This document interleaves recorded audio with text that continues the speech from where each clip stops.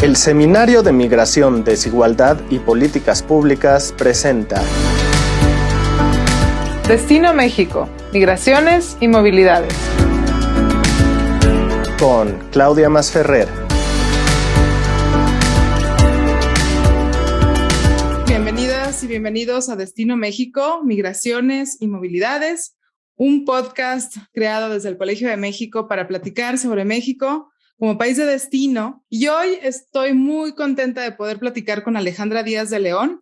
Ella es profesora e investigadora del Centro de Estudios Sociológicos y creo que la pregunta que tenemos el día de hoy es muy importante, porque si vamos a hablar de México como país de destino, tenemos que pensar también en México como país de tránsito. Así que empecemos la charla, Alejandra, bienvenida, hablando si México puede ser país de destino con la realidad que enfrenta viviendo, siendo un país de tránsito como el que es. Yo creo que la forma para que las personas migrantes se puedan quedar en México, aunque sea un ratito antes de emigrar a Estados Unidos, se puedan quedar permanentemente en México o se queden un rato antes de regresar a Centroamérica, es varias cosas. Primero, darles algún tipo de documentación que les permita trabajar, acceder a derechos. Puede ser una visa humanitaria o alguna nueva visa que el gobierno implemente. No tienen las visas para trabajadores temporales en el sur de México, por ejemplo.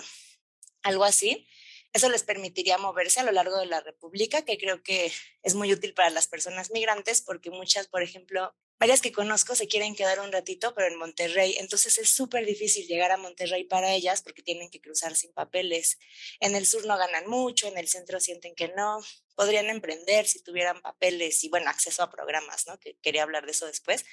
He conocido a muchas mujeres migrantes que eran microempresarias en el Honduras, El Salvador, Guatemala, vendiendo cacahuates, nueces, ropa, y les gustaría mucho emprender y no saben cómo, pero tampoco tienen papeles ni acceso a estos programas, ¿no? Entonces creo que eso ayudaría muchísimo a que se quisieran quedar y se pudieran mantener ellas solas. Podrían trabajar legalmente, entonces podrían ganar, bueno, no sé si buenos salarios, pero lo mismo que un mexicano, y los empleadores no les robarían su dinero al final del trabajo, ¿no? No les dirían, no, le voy a hablar a la migra, ya trabajaste aquí, o les podrían pagar un poquito más y podrían acceder a derechos como educación para sus hijos o para ellos, acceder a salud, a los hospitales, aunque deberían poder acceder a hospitales y a la salud de una vez, es súper difícil y tienen mucho miedo. Podrían denunciar violaciones a derechos humanos. Entonces creo que algún tipo de documento que les dé permiso de estar en México sería como el primer paso para que estuvieran tranquilos. Una duda, quizás antes de empezar a pensar en estos primeros pasos de lo que sería necesario, quizás la pregunta en realidad sería cómo México ha sido país de tránsito para muchas de estas poblaciones y tu trabajo se enfoca mucho en la violencia y en las estrategias que los migrantes emplean para tratar de sortear este tránsito. Entonces, quizás empecemos por ahí, porque creo que eso va a hacer que quede mucho más claro de los cambios que serían necesarios, ¿no? Pero estoy de acuerdo y rescataría realmente esta idea de que, pues, incluso para las poblaciones en tránsito, existen ciertas soluciones, facilidades que se les podría dar y que evidentemente la documentación, ¿no? Y el tener un estatus que le permita transitar, pues es algo que todavía está pendiente. Pues México es un país de tránsito desde hace muchos años, pero empezó a ser un país como de tránsito más evidente desde el 2001, desde el 2000, ¿no? En el 2001 fue la primera vez que México hizo un plan, el Plan Sur, para detener los flujos de las personas migrantes, y eso era como todos los programas que vemos de México, un poco para mostrarle a Estados Unidos nuestra voluntad la voluntad de México de detener a las migraciones y hacer nuevos tratos migratorios con Estados Unidos, otras cosas. Y desde el 2001, lo que ha estado haciendo México es dificultar la ruta migratoria. Entonces, y se ha visto muchísimo más desde el 2014 con el Plan Frontera Sur, que fue desde 2014 a 2018. Y lo que han estado haciendo los gobiernos poco a poco es, como es muy difícil controlar la ruta migratoria justo en el cruce entre México y Guatemala, hacen aros concéntricos de protección antes del Istmo, que es la parte más flaquita de México. Entonces ponen muchísimos retenes, kioscos de inspección, checan las combis, se meten a los lugares donde los migrantes se juntan, ¿no? Como a los bares y a los hoteles chiquitos y eso para encontrarlos, los detienen y los deportan rápidamente. Entonces, como respuesta a esto, que es lo que hemos visto en un montón de estudios de control migratorio en Estados Unidos y en Europa, lo que hacen las personas migrantes no es decir, oh, está muy difícil y se regresan, sino que toman rutas mucho más difíciles. Entonces, no sé, un camino que del sur de México, como de la frontera de Guatemala a Palenque, que serían 3 horas en combi, toma 3 o 4 días caminando, porque las personas se suben un poco a la combi, que les cobra muchísimo, tienen que bajarse en el retén, un desvío de 3 o 4 días en el monte, y siguen caminando. Eso tiene varios problemas. Sufren muchísimo físicamente, toman agua de abrevaderos sucios, se espinan, se asolean, les salen unos ampollas horribles en las plantas del pie, pero además, como están en lugares más aislados, son víctimas de criminales como individuales y de cárteles y maras, ¿no? Y de agentes del Instituto Nacional de Migración y la policía que los corretean, los persiguen, a veces los secuestran, o sea, los cárteles, las pandillas, les cobran derecho de piso. Cuando los detienen con muchísima violencia. Yo he hecho entrevistas con agentes migratorios que le llaman a los migrantes así enfrente de mí perros y perreras a donde los meten, entonces los deshumanizan. Entonces cruzar México es súper difícil, es una ruta muy, muy violenta que les toma a las personas migrantes, no sé, entre un mes y meses, casi un año. Hay gente que está atorada y se regresa, es muchísimo sufrimiento. Bueno, yo diría innecesario, porque el sufrimiento es porque México los criminaliza y hace todo esto para detenerlos. Y luego cuando llegan a Estados Unidos, que es a donde suelen querer ir, bueno, a la frontera de México-Estados Unidos, todavía tienen que cruzar el desierto o hacer el siguiente paso, ¿no? Y están muy cansados, sin dinero, sin recursos.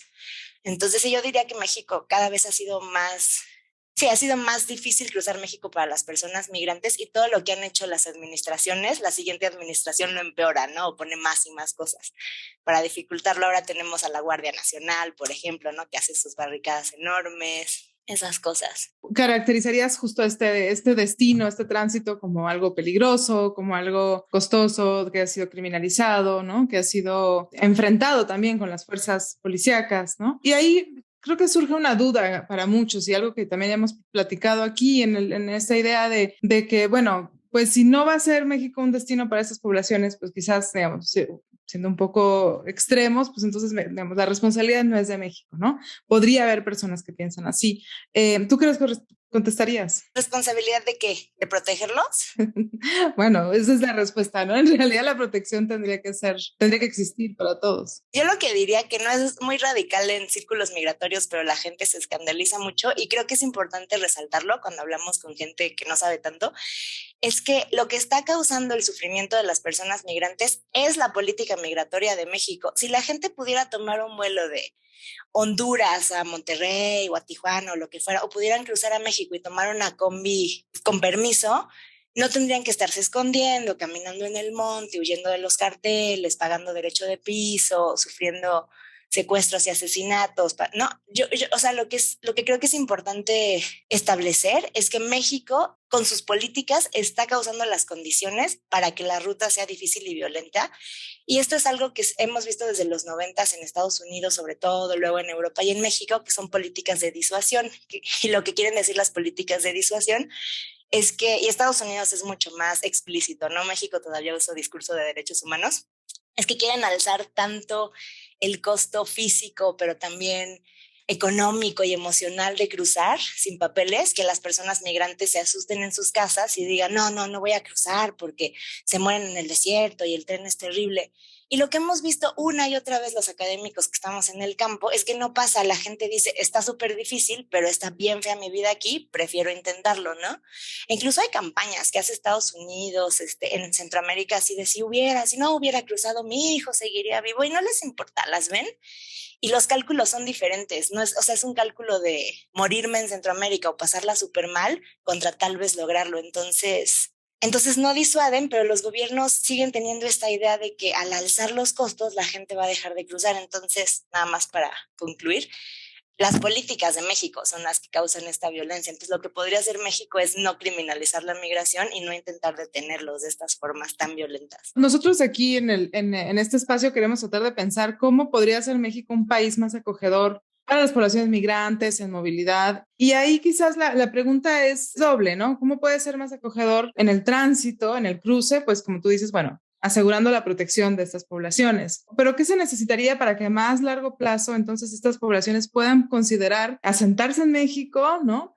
Y hasta qué punto de las entrevistas que tú has hecho se puede llegar a vislumbrar ese cambio en las intenciones de estas poblaciones que realmente podrían tratar de pensar en asentarse, pensando sobre todo en como este dilema, ¿no? En si México puede ser país de destino, pensando en que en realidad todas estas poblaciones pues en realidad no buscan permanecer en nuestro país, ¿no? Y que muchos podrían pensar, bueno, entonces pues no tendremos que invertir, ¿no? O en cambios, porque en realidad pues no se van a integrar a nuestra sociedad, ¿no? O sea, ¿hasta qué punto de los testimonios se observa eso o qué de los testimonios nos ayudarían a pensar en cómo poder ser un país más acogedor para estas poblaciones el tiempo que estén en nuestro país? Yo me acuerdo que cuando estaba en la licenciatura tenía un profesor que decía, lo que nos tiene que preocupar es que en México no sea un país de destino, o sea, porque eso es lo grave, ¿no? ¿Por qué, o sea, por qué nos está queriendo quedar la gente? Y yo creo que, porque yo estudio casi solo poblaciones centroamericanas,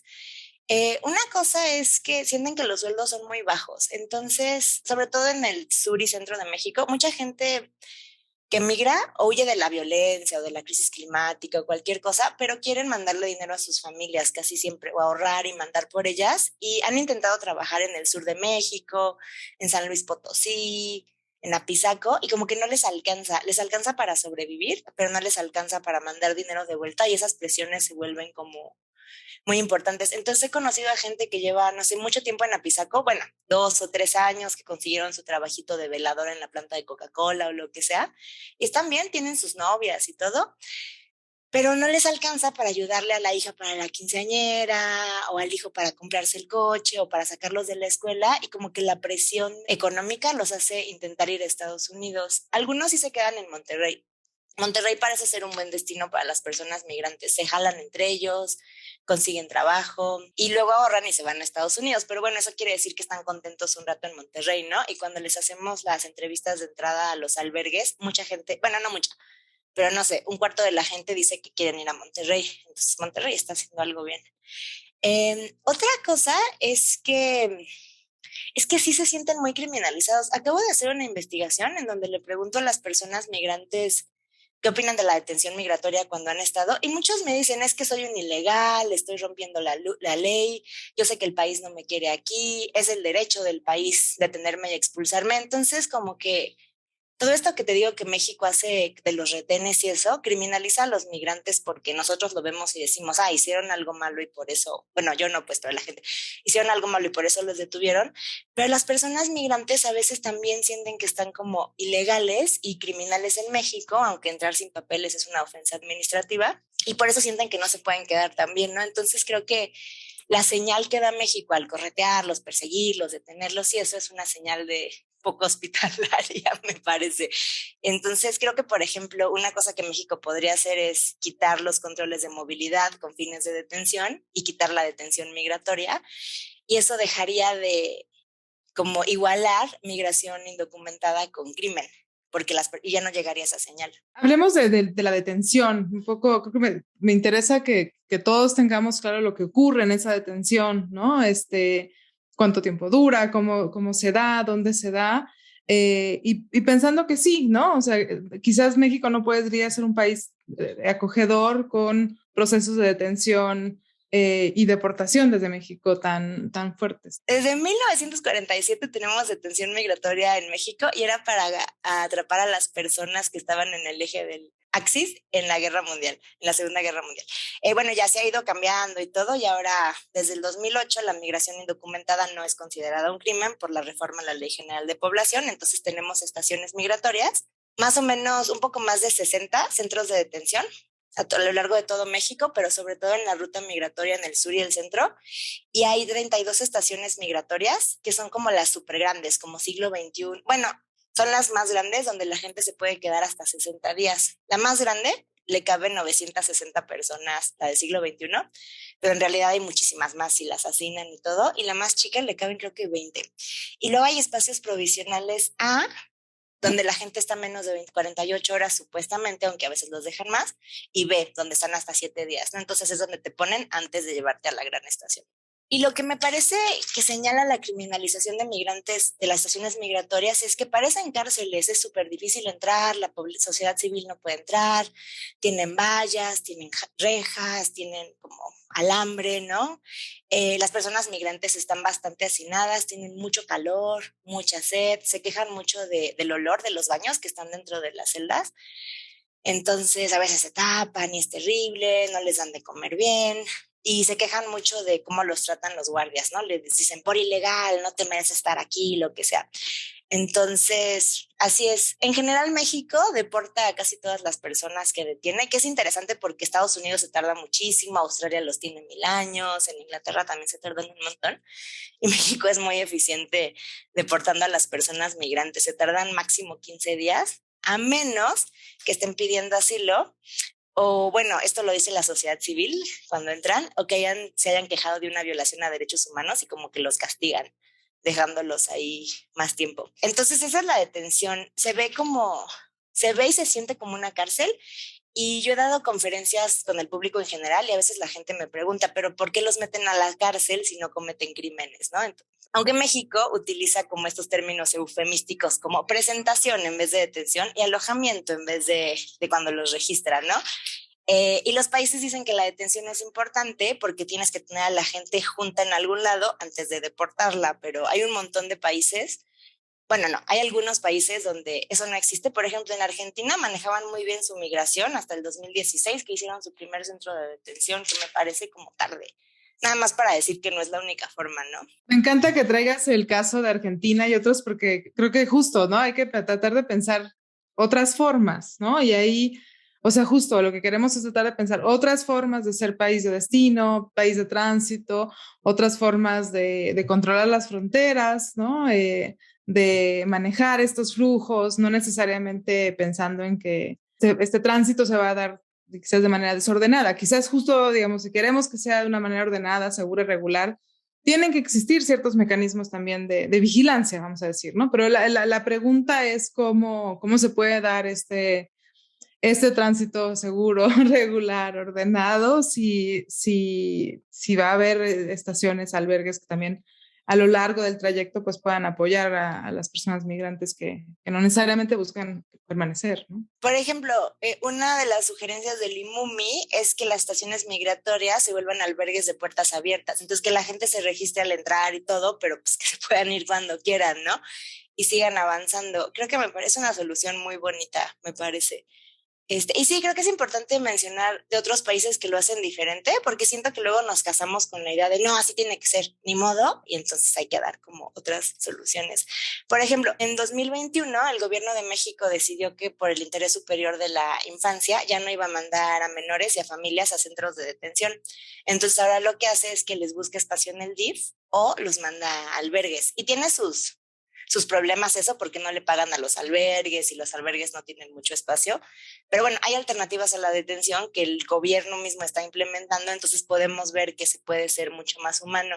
Y hablando con esas familias, las familias, a mí me frustra un poco, pero supongo que es bonito, se sienten protegidas por el gobierno. Es como, uy, nos quitaron del camino difícil y nos mandaron a este albergue a estar tranquilos, ¿no? Y luego siguen su ruta, entonces... Bueno, creo que es un poco confundir el papel del gobierno, como te dije, en crear la violencia, pero a las personas migrantes les gusta no estar en detención, obviamente. Entonces yo creo que esa sería una buena señal. Detengámonos un poco en lo que viven los niños, niñas y adolescentes, que es uno de los grandes cambios que se observa también, ¿no? En los últimos años con el aumento del tránsito de, bueno, menores no acompañados, pero también de menores que sí están acompañados y que pues implica también otras necesidades, ¿no? Para los centros de detención, para los albergues, para incluso pensar en permisos y incluso en custodias temporales, ¿no? Sí, pues, no sé, la experiencia de los... Bueno, como yo lo veo en mi cabeza, hay de dos grupos. Los menores no acompañados que tienen 16, 17, ya van o con sus hermanos, o con sus amigos, o con un coyote, o solos, y ya están un poquito más grandes, ¿no? Y lo que pasa mucho en los albergues donde estoy es que dicen que tienen 18.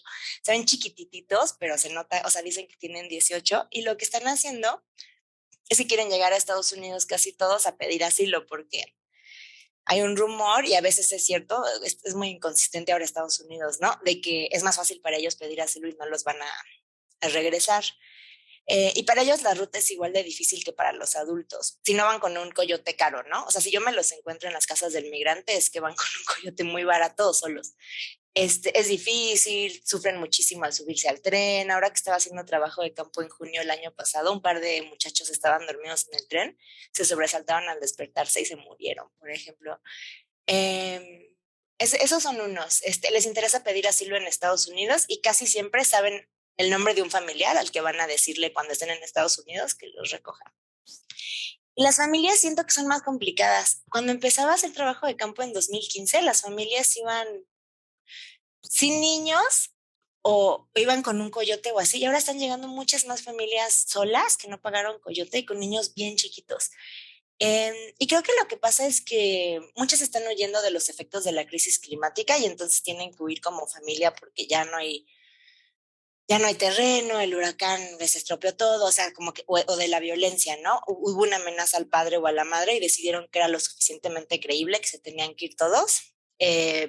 Casi siempre dejan a los hijos más grandes en Centroamérica y se traen a los más chiquitos porque, de nuevo, ahora que he hecho trabajo de campo, está el rumor de que si los niños son menores de 5 años, es más fácil que te den asilo, que no es cierto, pero como que se repite y se repite. O sea, cada nueva ola de persona que llega dicen que sus coyotes le dijeron eso, no sé de dónde salió el chisme, pero es como súper generalizado. Y esas personas, pues sí, las pasan muy mal, casi todas se van en combi, cuando las detiene la migra, los dejan en el albergue, se bañan y se vuelven a ir, y a veces ahora lo que está pasando es que las detienen tanto que las mandan al mismo albergue. Entonces, ahora que fui hace como un mes, había una señora que la habían detenido 3 veces con su hijo en diferentes partes de la República y la regresaban al mismo albergue. Por eso digo que la detención, o sea, está bien que haya alternativas a la detención, pero esto claramente no está funcionando, ¿no? Para la señora que agarran y regresan. Sí, entonces los niños no van a la escuela, muchos niños dejan de hablar del trauma. Sí, es muy, muy difícil para las familias, pero algunas sí las aceptan en Estados Unidos y algunas me han contactado diciendo, ya lo logramos. Una pregunta, porque o sea, en las noticias se ven más las caravanas y tú en realidad no estás hablando de personas y familias que migran algunas solas, algunas están en los albergues, otros ya están en procesos de detención, pero tú observaste ese cambio digamos, en las estrategias, en los cruces y cómo eso afecta tanto las definiciones de política o soluciones en el corto plazo o simplemente el día a día de las personas en tránsito. Pues las caravanas no las estudio porque no me han tocado cuando puedo ir, pero lo que sí veo es que las personas migrantes reaccionan a las caravanas. Entonces hay gente que he entrevistado que dice, se está armando una caravana, entonces voy a salir antes porque ya sé que van a detener a la caravana más rápido. Entonces había gente que planeaba su migración alrededor de la caravana como para que la caravana fuera el distractor y ellos se fueran. Otra cosa súper interesante que empecé a ver este año es que antes, hace 2 años, 5 años, tener un celular era como súper mala señal y entonces decían que eras un coyote y lo que sea. Y ahora yo creo que ahora ya hay más, o sea, más capacidad de comprar celulares en Centroamérica. No sé qué pasó. O sea, como que cambió la cultura y ahora todo el mundo trae celulares con SIMs mexicanos y eso les ayuda un montón porque usan los mapas de Google Maps, por ejemplo. Otra cosa que están haciendo más, tampoco sé qué cambió, es que ahora tal vez porque traen celular, ¿ves esos folletos que das en fronteras o la Cruz Roja o algo con la ruta y teléfonos? Ahora hay gente que cuando la están deteniendo o sufren una violación a derechos humanos, habla esos teléfonos que yo hace 5 años te hubiera dicho, ay, qué raro, y reciben la ayuda. Entonces es como súper bonito ver que utilizan los teléfonos para pedir ayuda, se mantienen en contacto, reciben el dinero que les mandan sus familiares. Creo que eso es lo más nuevo que he visto. Otras estrategias son como más viejas, ¿no? La gente siempre en el sur de México intenta formar pequeños grupos de gente con las que intenta migrar hasta el norte, o intenta como aprender del resto de la comunidad migrante. Entonces, cuando está un señor enseñándole a alguien más cómo subirse al tren, los demás ven. O hay un grupo caminando adelante y los demás lo siguen, ¿no? No saben a dónde van, pero suponen que saben a dónde van. Esas cosas, como que se van copiando entre ellos. Y aunque no confían entre ellos, sí se dan como mucha ayuda, como se dan Coca-Cola, se dan un poquito de comida. como que entienden mucho el sufrimiento de los demás, entonces si a alguien le faltan unos calcetines y a uno le sobran, a veces se los da aunque sea un desconocido. Esas como estrategias de solidaridad entre ellos creo que les ayudan mucho a superar la ruta, sobre todo en los espacios entre las casas del migrante. Bueno, y la otra gran estrategia es ir a casas del migrante, claro que sirve muchísimo para bañarse, obtener información. La Cruz Roja ya paga mucho a las casas del migrante por llamadas gratis a sus casas, que ayuda un montón. Pero también les ayuda mucho como de punto de reunión. Entonces es, uy, si nos separamos, nos vemos en la casa del migrante de San Luis. O eso, y allí sirve muchísimo. Y las casas del migrante saben que son para eso, entonces dejan a la gente quedarse a esperar, que me parece súper, súper lindo. Sí, en realidad muchas veces cuando se dice que México no es un país acogedor o que no hay, digamos, pues instituciones que faciliten este tránsito, en realidad creo que lo que hay que resaltar es la gran labor que han hecho todas estas casas desde hace muchos años, ¿no? Y décadas de apoyo y solidaridad para este cruce, ¿no? Y a veces se piensa, no sé, en ciertos grupos, como las patronas, por ejemplo, en el tren, y como ciertas imágenes y grupos más o menos icónicos, pero en realidad pues este apoyo quizás no desde el gobierno no, digamos, no se da, pero sí creo que hay que resaltar que en realidad hay muchas organizaciones de base que están ahí, organizaciones religiosas, organizaciones que dan ayuda jurídica, otras que dan comida, ¿no? Albergues, vivienda, pero que en realidad es una red bastante organizada también, ¿no? Y que hacen que México sea un destino un poco más acogedor en el tránsito, vamos a decir, ¿no? Pero que tienen una gran tradición en realidad. Sí, ayudan un montón. También una cosa que creo que funciona es que las casas del migrante, bueno, alienan a una parte de la comunidad racista, pero otra parte de la comunidad, cada vez que estoy haciendo trabajo de campo, llega gente con donaciones, café, pollos, ropa, y es bonito como ver cómo la gente se une alrededor de eso. Y sí, cada vez están más organizadas las casas del migrante y lo que creo que es interesante que estamos viendo es que algunas están empezando a ayudar a las personas migrantes, sobre todo en la frontera norte y sur, a organizarse para demandar derechos, que es algo que yo no había visto tampoco mucho. O sea, a partir de las caravanas empezamos a ver a personas migrantes organizarse para demandar derechos, pero ahora como que hay muchísimas protestas en las fronteras y eso, y las casas del migrante, si no las organizan, al menos ayudan, ¿no? Les dan los plumones, o sea, creo que eso ayuda un montón como a generar esta, no sé, identidad migrante para demandar derechos, que ahí va avanzando. Me gusta que, sí, como esa autogestión también, ¿no? Y ayuda entre las comunidades. Bueno, entonces tratemos de recapitular un poco todos los puntos que hablamos de cómo tratar de, digamos, qué podría implementar México, pero cuando digo México en realidad pues son muchos niveles, ¿no? Porque está el nivel más de base en las casas, de la sociedad en general para dar incluso donativos, ¿no? Sabemos que estas organizaciones pues tienen recursos limitados en general, pero en distintos niveles. No sé si nos puedes ayudar un poco a delinear como estas posibles acciones para que México, pues sí, sea más acogedor en el tránsito y eso, como un poco en distintos niveles, ¿no? Para ordenar las posibles acciones pensando en que habrá algunos que deseen asentarse en nuestro país y otros que no, ¿no? Y que quizás si lo hacen, pues en realidad nos beneficiaríamos todos, ¿no? Pero un poco para tratar de entender esta ruta. A nivel como del Estado, yo diría, sí, dar algún tipo de visa humanitaria o algún tipo de permiso para que las personas migrantes puedan transitar o quedarse. Yo sugeriría eliminar los controles de movilidad con fines de detención, porque eso señala que son criminales. Quitaría la detención migratoria y buscaría alternativas a la detención. Y luego a nivel, sí, como con la sociedad civil o eso, creo que el gobierno podría ayudar a mejorar los espacios donde las personas migrantes cruzan. Hay albergues súper pobres donde las personas migrantes tienen que dormir afuera en la calle y eso, y hay albergues que quisieran tener más, pero no pueden, ¿no? O sea, quisieran mejorar. Entonces creo que el gobierno podría como colaborar con estos albergues para mejorar las condiciones de salud de las personas, tener más abogados, más espacios y esas cosas. Creo que eso ayudaría un montón. Quitar a la Guardia Nacional de todo, tener policías militarizadas trabajando con migrantes es terrible. Es pagarle a los albergues si el gobierno está haciendo alternativas a la detención, ¿no? O ayudarlos de alguna forma. No sé, respetar la ley de migración. Y luego a nivel más... Sí, más de nosotros, supongo que eso que dices, donar a casas del migrante, no reproducir los prejuicios, ¿no? Xenofóbicos y eso, o sea, no decir, traen crimen y eso, ¿no? Yo lo que digo mucho es que es importante reconocer que las personas migrantes son personas, y algunas que nos caerán mal y algunas que nos caerán bien, y algunas que serán sexistas y algunas que no, pero son seres humanos que están cruzando y merecen protección a derechos humanos y movilidad abierta, como yo lo veo, ¿no? Entonces creo que, no hablamos de esto, pero creo una cosa que podemos hacer es quitarle como la etiqueta moral a la migración y no solo querer proteger a los buenos o a los que ayudan y eso, sino aceptar a todas las personas migrantes. Y